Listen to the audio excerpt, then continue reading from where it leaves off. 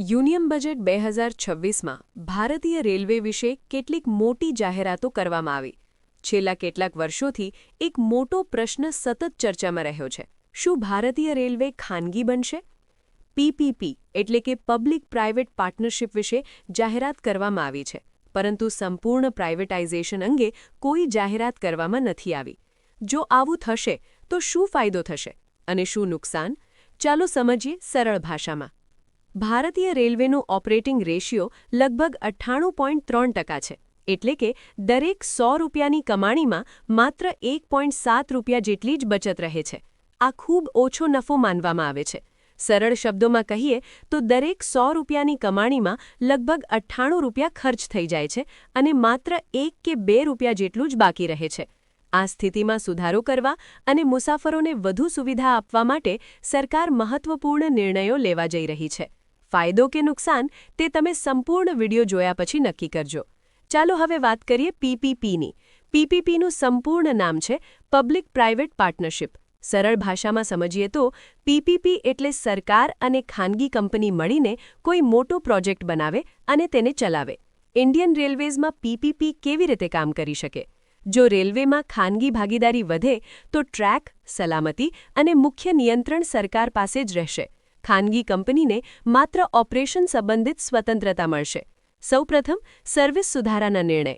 ટ્રેનની સફાઈ, વધુ સારી સીટ, ગુણવત્તાવાળું ફૂડ અને વાઇફાઈ જેવી સુવિધાઓ વધારી શકાય. ટિકિટ પ્રાઇસિંગ મર્યાદામાં. સરકાર દ્વારા નક્કી કરેલી ગાઇડલાઇનમાં રહીને ભાડામાં થોડો વધારો કે ઘટાડો કરી શકાય. ટાઈમ ટેબલ અને સ્પીડ મેનેજમેન્ટ.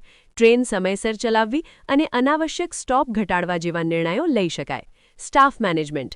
ખાનગી કંપની પોતાનો સ્ટાફ રાખી શકે, જેમ કે ટ્રેન હોસ્ટ અને સર્વિસ ટીમ. માર્કેટિંગ અને બ્રાન્ડિંગ. પ્રીમિયમ સર્વિસ, લક્ઝરી ટ્રેનો અને ખાસ ઓફર જેવી યોજનાઓ શરૂ કરી શકાય. પરંતુ કેટલીક બાબતો એવી છે જે ખાનગી કંપની ક્યારેય બદલી શકશે નહીં. તે ટ્રેક વેચી શકશે નહીં, સલામતીના નિયમો બદલી શકશે નહીં અને રૂટ પોતાની મરજીથી નક્કી કરી શકશે. હવે સૌથી મહત્વપૂર્ણ પ્રશ્ન: જો ભારતીય રેલવેમાં ખાનગી ભાગીદારી વધે તો સામાન્ય લોકોને શું ફાયદો અને શું નુકસાન? ફાયદા: વધુ સારી સર્વિસ, સાફ ટ્રેનો, સમયસર પહોંચવું, સારી સીટ અને ફૂડ. ઓછું વિલંબ, કારણ કે ખાનગી કંપનીઓ સામાન્ય રીતે સમયનું વધુ પાલન કરે છે. આધુનિક સુવિધાઓ, વાઇફાઈ, સ્માર્ટ ટિકિટિંગ અને મોડર્ન સ્ટેશનો મુસાફરીને વધુ સરળ બનાવે. અને ઝડપી વિકાસ. નવી ટ્રેનો અને ટેકનોલોજી ઝડપથી આવી શકે. પરંતુ નુકસાન પણ હોઈ શકે. ટિકિટ મોંઘી થઈ શકે કારણ કે ખાનગી કંપની નફો કમાવા માંગે છે. ગરીબ અને મધ્યમ વર્ગ પર અસર પડી શકે. સસ્તી મુસાફરી ઓછી થઈ શકે. નાના શહેરો અવગણાઈ શકે. કંપનીઓ નફાવાળા રૂટ પર વધુ ધ્યાન આપી શકે અને કેટલીક નોકરીઓમાં અનિશ્ચિતતા પણ વધી શકે. ટૂંકમાં કહીએ તો સર્વિસ વધુ સારી બનવાની શક્યતા છે, પરંતુ મુસાફરી મોંઘી થવાની પણ શક્યતા છે. સૌથી મોટો પડકાર રહેશે સારી સર્વિસ અને સસ્તી મુસાફરી વચ્ચે સંતુલન જાળવવાનો. આ વિશે તમારું શું કહેવું છે? કમેન્ટ કરીને તમારો મત જરૂર જણાવજો.